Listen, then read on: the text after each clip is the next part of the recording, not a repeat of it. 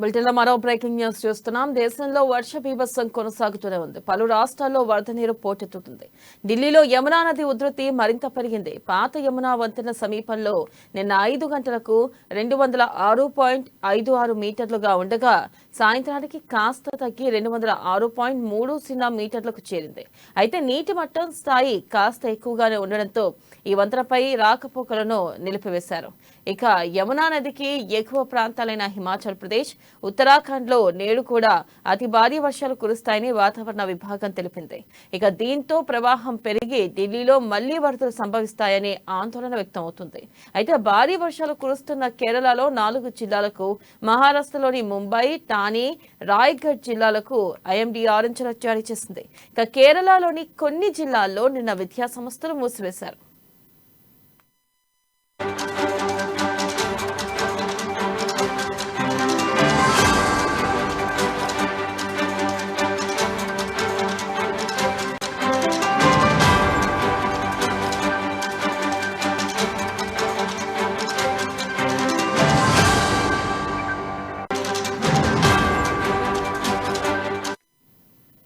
Breaking news చూస్తున్నాం. దేశంలో వర్ష బీభత్సం కొనసాగుతూనే ఉంది.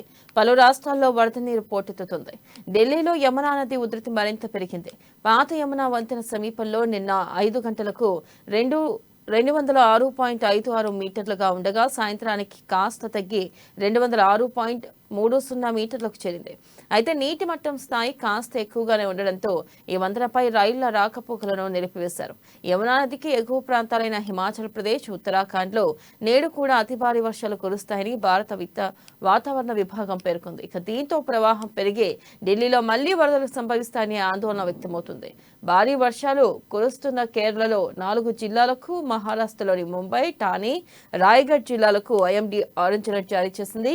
ఇక కేరళలోని కొన్ని జిల్లాల్లో నిన్న విద్యా సంస్థలు మూసివేశారు.